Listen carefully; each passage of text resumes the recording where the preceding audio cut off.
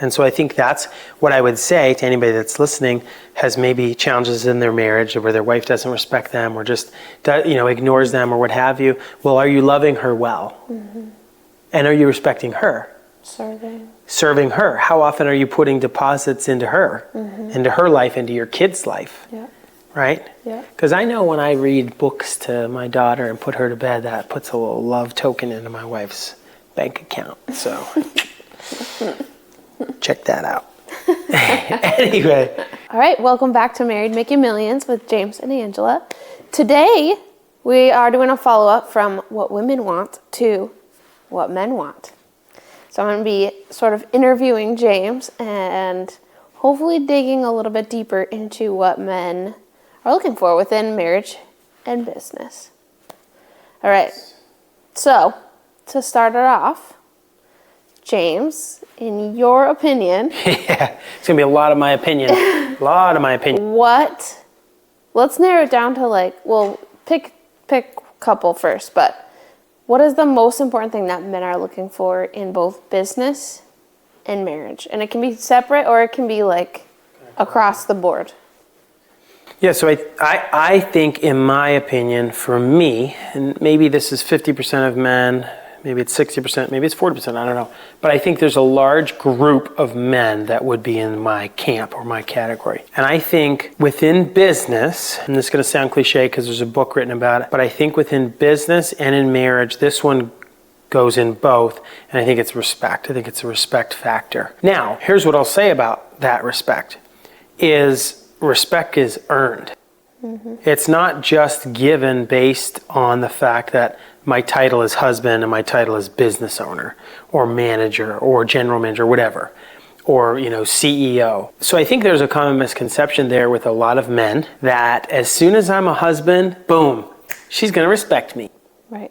She's going to clean my clothes and wash my dishes and take care of the kids and do all the things. No, she's going to do those things if she respects you and if you earn those respect. Again, I'm painting broad strokes here of what we believe, the husband and wife's marriage should look like. No. Does Angela fold all my laundry? Does she do all the dishes? No, she doesn't. But a lot of times that's your role, and you do that because of just kind of the roles. The roles that we've established for us. My point is that us men need to be respectable. We can't just go into a job or a marriage thinking, boom, everybody's going to respect me because I'm the man, right? And a title. And so I think that's a common misconception of society as a whole of, you've got all these celebrities, you've got all these CEOs, all these influencers now. Mm-hmm. You don't need to be respected unless you've earned people's respect. And how do you earn people's respect? That's what I was just going to ask you. It's going to be my next question. Dang it, I got you. I beat you to it. So how you earn people's respect is you serve them. Mm-hmm. I think in just one word is just service. Yeah. Right? You get in the trenches with your team in business. I love that. You stretch. Like right now, today, Monday, January 13th is a major stretch day for me. With a whole pile of things in the business now added to my plate that shouldn't be added to my plate but are. And so what am I going to do? Thankfully, I can reach out to a couple people that I can delegate some things to because I've earned their respect, because I've done it with them. I've done recruiting with people. I've done, dough production with people. I've done XYZ with people, and they know me, they know my character. They know my trust level. When they tell me something, they know I'm going to get it done. I'm going to support them. And so I can lean on them when things get dumped on me. Now I'm going to take a large portion of it, but I'm going to need some help. And the only way I'm going to get those people to buy into me is if I've already served them. What were we talking about? What was that book or podcast or sermon we were listening to where the guy was talking about deposits and withdrawals? Do you remember that? Was that you and I? It's a podcast. I forget. Well, basically the speaker was talking about, I think it was a marriage podcast or something, but the speaker was talking about you have to put deposits into other people, just like the bank. You can't go to the bank and withdraw $1 million. You can't withdraw $20 if you don't have it. Yeah. You'll get hit with insufficient funds. So the speaker was talking about you have to put in deposits into marriages, into relationships, into people in your business that you work with and for. Yeah. You can't ask Susie to go clean the toilets if you've never done it. Yeah. Or if you haven't shown her how it needs to be done. Now, it's a very broad example, but I can't ask my team, hey, I need help with all these 20 things. If I just showed up last week and now I'm the director of operations, they don't trust me, they don't respect me, they don't know me, they don't know my work ethic. No. What I need to do as the new guy that gets in, or as the brand new husband, is I need to do everything. And I think the problem is with that, you want to know what the problem is with most people when they get into a new role, new job, or they get into marriage, is they don't want to put in the work. But if we put in the work, everything else takes care of itself. And now I've bought in. Our last episode, you talked about, I asked you a question of, why did you trust me when I wanted to do business or when I wanted to get into financial services? And I believe you said, because I'd seen your work ethic, because I'd seen what you've done over the last few years, so I trusted that you were going to do it. I think, is that what you said? Yeah. You'd get it done no matter what Right. happened. Or if something didn't work, you'd figure out a way to make it work. Right. So it's the same thing, and I know we're talking a little bit around here, but I think it's this premise of, if we want respect as a husband and as a business owner, how are we earning it? Yeah. Are you putting in the work? Are you putting in the deposits, as you said? You gotta max those deposits out. You have to lead by example too, right? Like you can't just, like you said, you can't just ask your team to do something without first showing them, explaining it, doing it yourself. It's the same thing in your home, right? You can't expect me to be leading Lila spiritually if you're not putting in the work and leading us spiritually, right? So it's the same thing. You have to be able to lead by example. Yes, 1,000%. So I do think respect is something that is very important to me, and I do try my best to earn it. I don't know if it's maybe the most important. I would say that's definitely one of the most important for sure. But I always have to be thinking to myself of, even these new relationships that I'm creating and that we're working with banks and we're working with other vendors and all these different things with pickleball, it's just a new industry. I have to go hard at making relationships with all these people. Yeah. And I can't just be expecting to pull withdrawals every single day. I need this, I need that. Why haven't you done this? No, I got to go provide for them. I need to go serve them. I need to say, hey, I've created this spreadsheet of X, Y, and Z. I think it will help other franchisees. Would you like to see it? Take a look. Here you go. Like that's me creating value for them and putting deposits in so that when I need, hey, oh yeah, we respect James. He's a freaking hustler. Let's talk to James about it and let's make sure we get that done for him. Right. And it's not because I want to get things. Right. It's because I genuinely want to serve people and I want other people to respect me, our franchise. We want to be the best. We want to be the most competitive. So I think it's an aspect too of, I have a sickness in me that I want to be the best. And I think God has actually put that in my life of, I want to do everything to His honor and glory. And I'm not just saying that. I mean, there's definitely times that I have failed big time. But genuinely, He's given me a talent to be good at business. And I want to do it to the best of my ability. Yeah. So I think that's part of the aspect when it comes to respect. I think too what you're saying is a good check, right? A check and balance. When you feel disrespected by somebody, because that happens a lot in business or in our marriage, right? There's times where I might be disrespecting you, but I think what you're saying is maybe that's a good time to check, well, have I actually put in the time? Have I actually put in the work? Have I actually led this person the way that I should? And I can't really speak to that, but it seems like sometimes we're very quick, like I know on my side, I'm very quick to be like, well, how come he's not very loving today? Well, maybe that should be a check for me to say, well, did I put in the work to respect him? Did I serve him today? Because maybe that's why things aren't going the way that I would maybe like them to. Right. Yeah. Yeah, I think that's one way to look at it as well. But I just don't want it to sound like, I want to be respected, but you're not willing to put the work in to do it. Right. And so I think that's what I would say to anybody that's listening has maybe challenges in their marriage where their wife doesn't respect them or just ignores them or what have you. Well, are you loving her well? Mm-hmm. And are you respecting her? Serving her. How often are you putting deposits into her, into her life, into your kid's life? Yeah.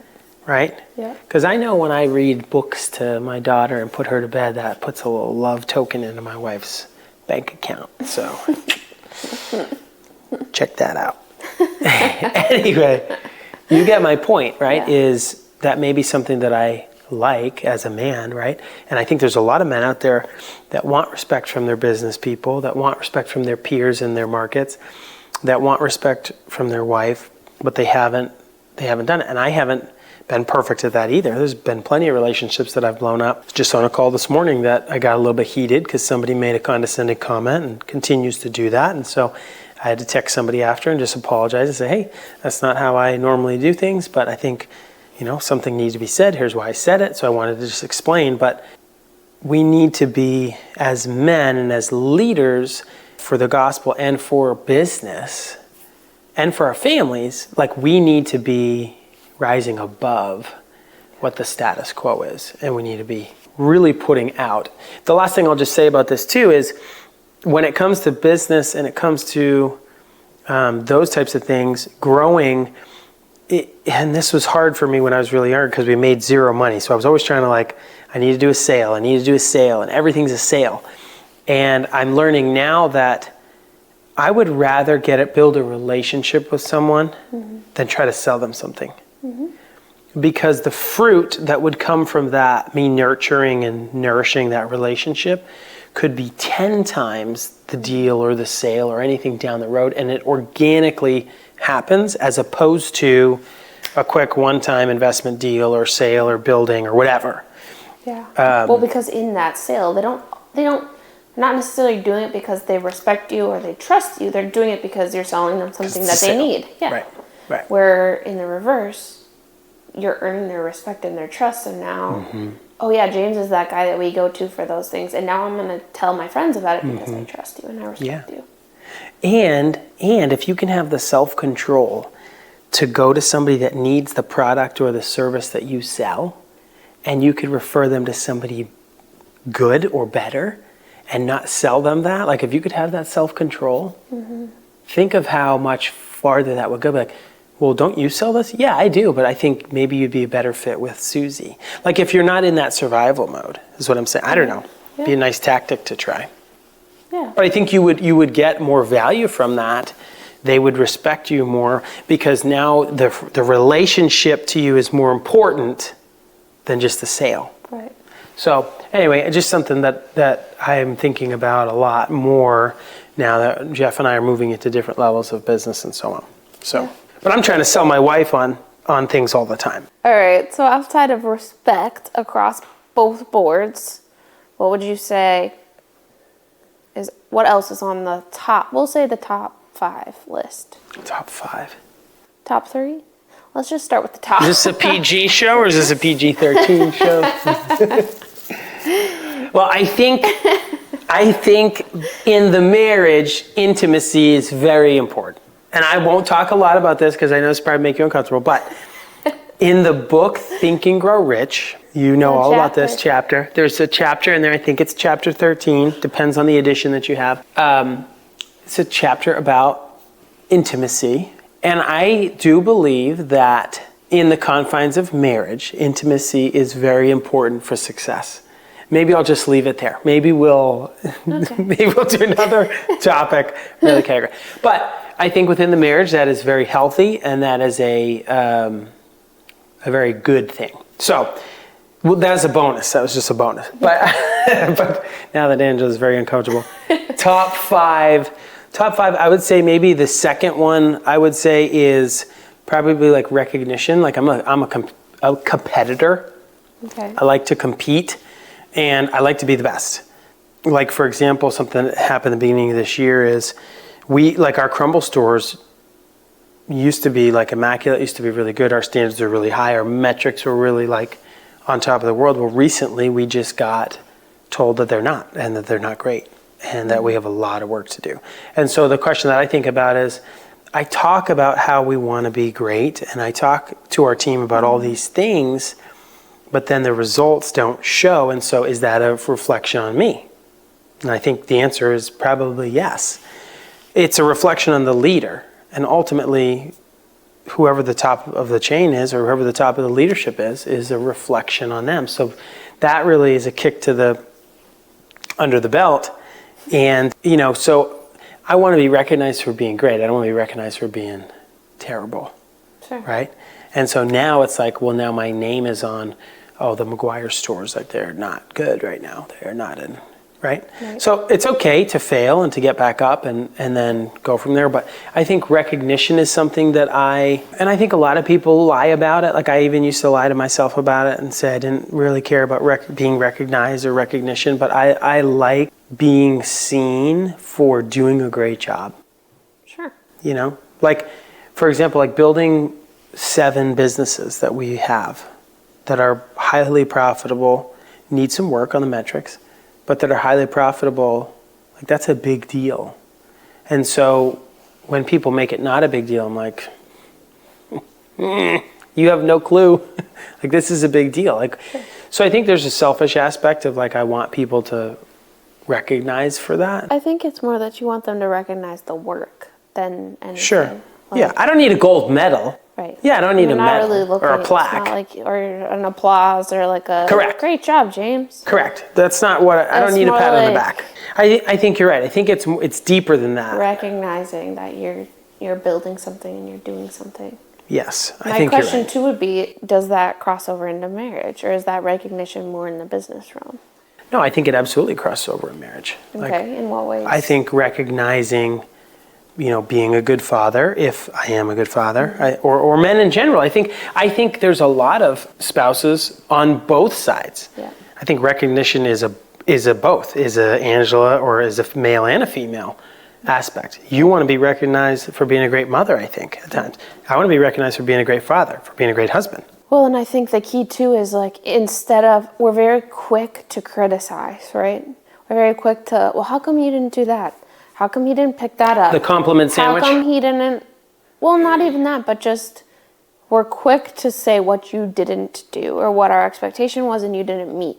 Instead, if we flipped it and we focused on recognizing the things that you did do well, I guarantee the other things would probably also fix themselves, right? So like, hey, I noticed that you took the trash out before I even asked you. Thank you so much for doing that.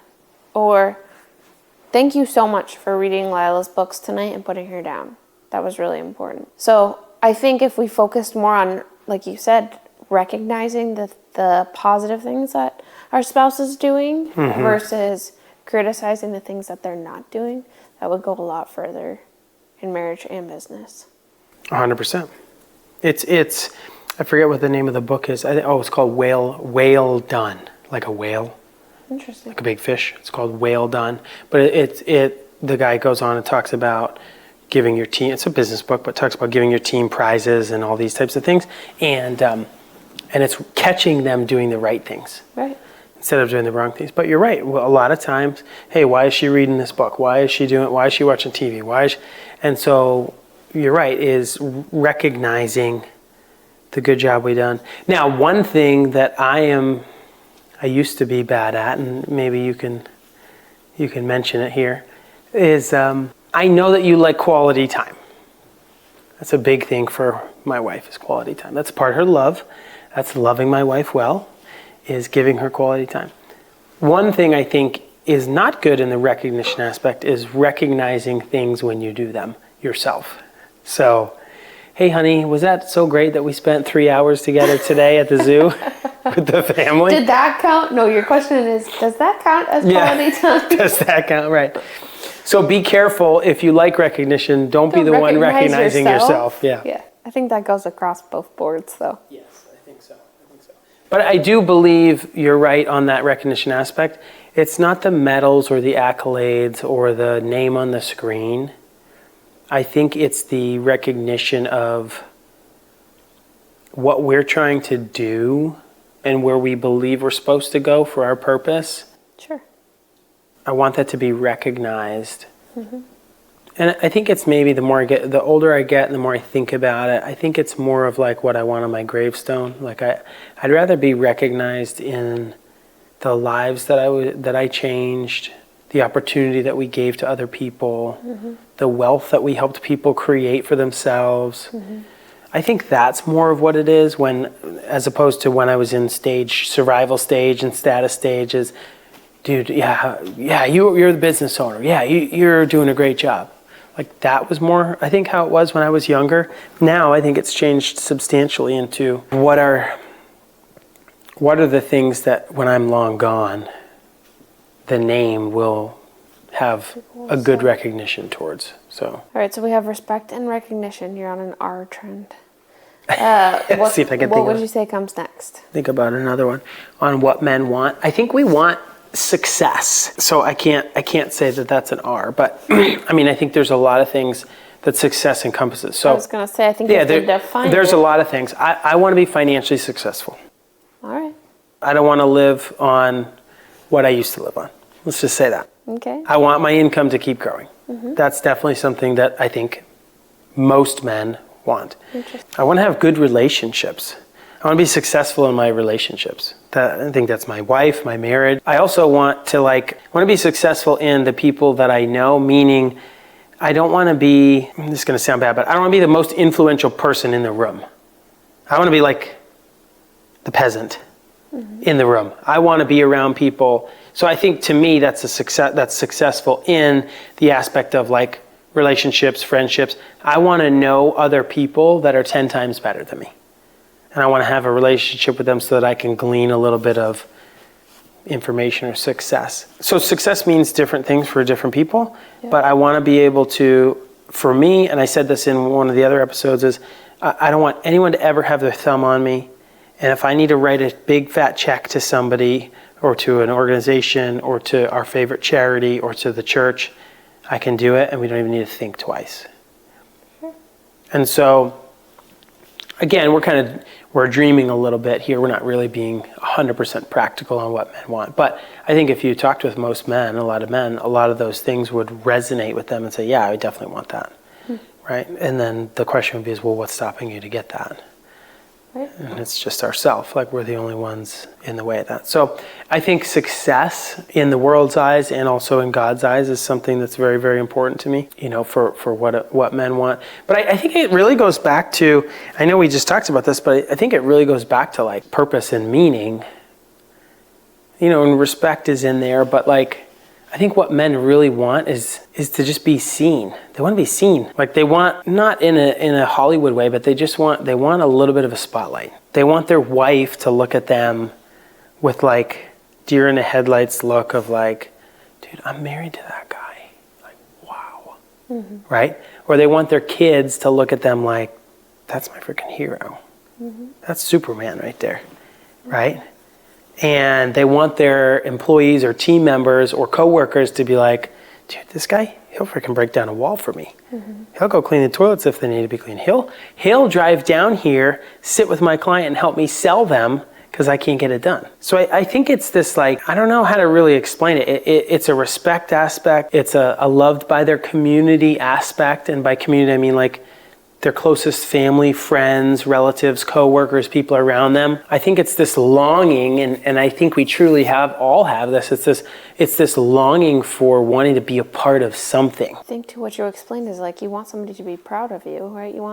And ultimately God put that in us because at the end of our lives, we want Him to say, well done, my good and faithful servant. And so we kind of are longing for that well done, right? And if you're in relationships with people, we want that from them as well.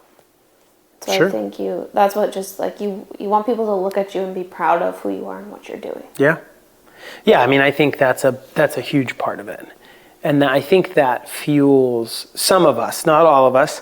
Again, I'm more of that type A, like high speed. I do get very stressed, but a lot of us really want that. Like that's what fuels us, right? And there's a lot of things that fuel me, but that community of people, I don't want to say relying on you, but kind of. It's a lot of responsibility and a lot of pressure. Right. But no, but knowing you can get it done. And not always. Like there's things right now that are dangling that I'm like, I don't know if we're going to get these done, but I believe that God's going to allow it to happen. So I'm just one dude.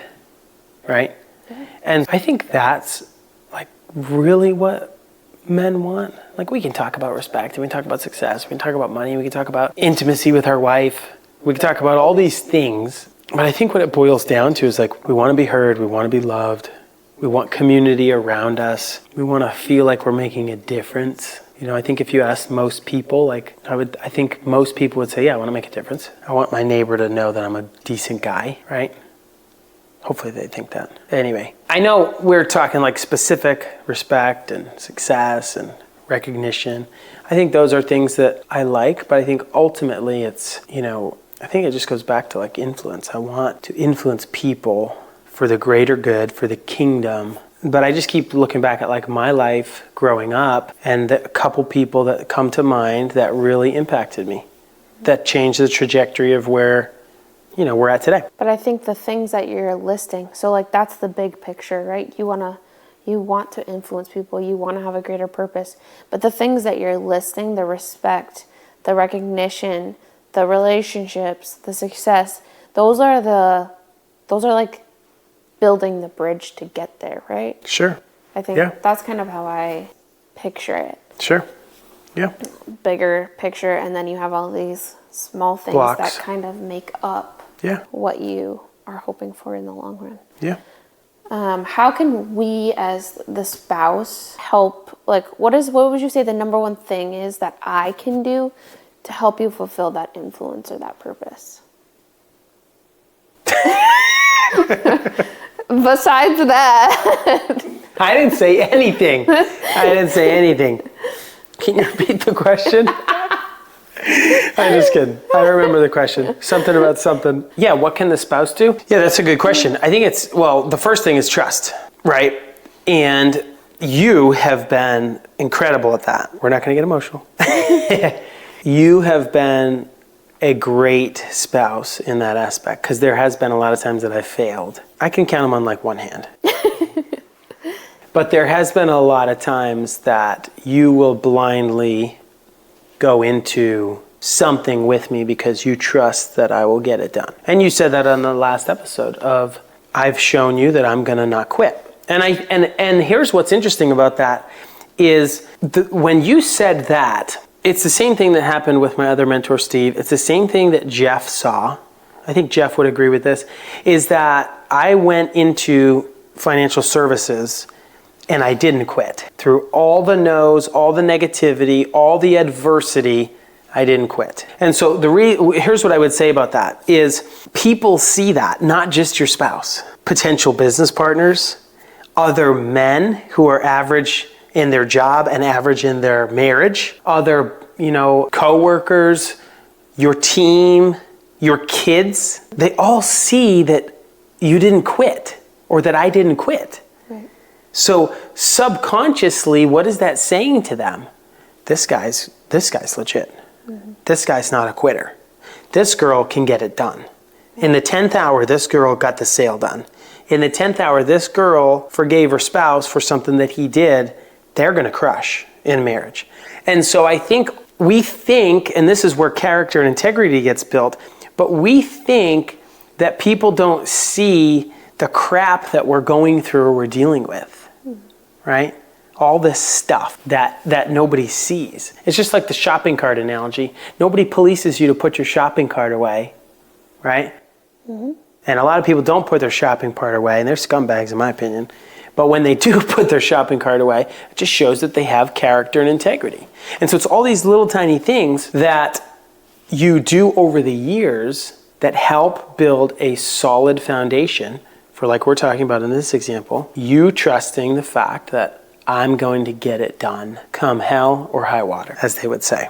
And so that's why I believe Jeff was willing to go and do Crumble with me, and why other people here recently have said, yep, I'll go do that with you, because you went through some crap, you dealt with it, you came out alive, you're a better person for it.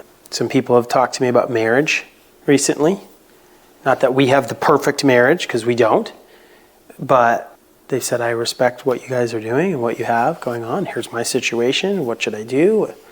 Well, let me just pray for you at this point, because I'm just as much of a failure or a sinner, right? And so I would say to the spouses, husbands, wives that are listening, I think that's one of the biggest things is, I'm lucky enough to have a beautiful wife, super hot, beautiful wife, that, cares enough to hear me out a lot of times on some of my crazy ideas. Definitely crazy ideas. How many crazy ideas? I've sent you probably at least 50 crazy ideas. Too many. Too many. We've only done 2 of them so far. Right? 3 maybe? 4. A couple. We've done a few. We've done a few. And so she trusts the fact that I don't want to fail and I'm not going to stop until we move forward. So I would say for the spouse, now that's us. What can other spouses do? Hear them out. Listen.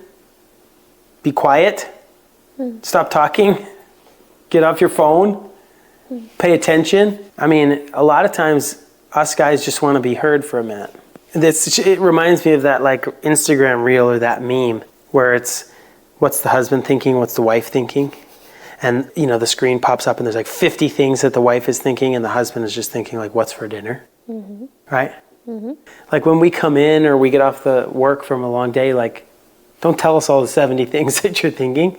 Just like be around, something like that. So I think that, that's a very practical thing, but on a higher level thing, I think it's how do we build more trust with each other so that when I do come up with an idea or I am going through a tough thing with work or business, you can believe that I'm going to get that thing done. Now, I mean, to the guy that has had these ideas and has failed multiple times, we talked about this in the last episode. Get a partner. Don't do it on your own. Commit and stick to the plan. Don't quit. Right. Or just start with something really small. Like, I don't know, for example, like fitness. Maybe you're not into fitness or you're not into health. Maybe you should show your spouse that you aren't going to quit something. Go get healthy. Go start eating the right things. Go start getting to the gym. I don't know. There's small things that we can do as men to gain more trust and more respect from our wife. It doesn't need to be go jumping into a business that will cost hundreds of thousands and then it may not work. Right. I don't know if I would test that for my first test. Right. Yeah. I don't know. I feel like we did that early on with finance because I just did it part-time, so there's really no loss, right? And then we did it. So I don't know. I think those are some practical ideas to that. Yeah. Oh, I like that. Yeah, start small, or you got to start earning trust somewhere, right? Right. And I think, I don't want to say it's too late because if you've been married a couple of years, like that should have started while you're dating. But it's not too late. It's not too late. There should be some hope that you can earn back trust, but you have to put in the work. All of the things that James already said, you have to serve your wife. You have to put in the work. You have to show that you're committed. You have to show that you're not going to give up. So it's going to take probably 10 times the work as if you had started in the beginning. But I would say on the spouse's side, you still can earn that trust back. The last thing that I would say is like goals for me. Maybe not for all men or for what men want, because that's what we're talking about here. But I think if you're anything like me, and I would even say more than just people like me, probably 60-70% of men have some sort of a goal. Whether it's a huge lofty goal or whether it's just as small as a fitness goal or a getting your degree goal or something like that. I think 2 things. One, again, we go back to the spouses. What can you do? Share that goal with them. What does it look like to help them get there? Right? If it's going to college, okay, they want to start night school, well, take care of the kids 1 night a week. Right? Even though maybe you're taking care of them every night of the week, like be okay, serve in that way, spouse, right? If it's this, big, large goal, work together on it. Do both of your goals align? I know yours and mine align a lot more than they used to, and I think they still align very well, but we still have to talk about them, flesh them out. Is this even really a goal anymore? Is it not a goal? Is it just really a James goal, or is it a both goal, or is it just an Angela goal? Does it fit into our core values? Does it Right. fit into our vision? Does it fit into what we want for our family in 5 years? Right. Yep. So that would be maybe the last thing that I would say is I think a lot of men have, I believe men are more of the dreamer and the visionary than women. I think it depends on your personality. Depends on your personality, and that's a bold statement. Could get some flack for this comment, but I just think we are ingrained from day one with work and keep the earth, and with that, dream about what that could look like. Right. Dream about what the cities could be built like. Dream about what the land could be looking like. Dream about what those things could look like. And so I feel that, we have that ingrained in us of, even if you're stuck at a desk job right now and you're listening to this and you're just like, man, I'm just a data entry guy. I'm just an analyst. Well, dude, you got dreams too, I'm sure. You probably didn't dream of sitting behind a desk crunching numbers all day long. Yeah. Maybe you dreamed of an amazing vacation with your family a couple times a year. Maybe you dreamed of being your own business person that has data analyst people working for them. I don't know what it is. That's just a basic example, but I think men are ingrained to dream about what the future goals and dreams could look like. So, Yeah, I love that. yeah. We need to support that as much as we can as wives. And Or vice versa. sometimes you need to pull us down out of the clouds a little bit. Right. So there needs to be some Both. balance. Yeah. So. Awesome. Well, thank you for sharing what men want today. Yes, that was the PG version of what men want. So. We appreciate the PG version. Yes. Thanks so much for being with us today. We'll catch you on the next episode. Catch you on the next one.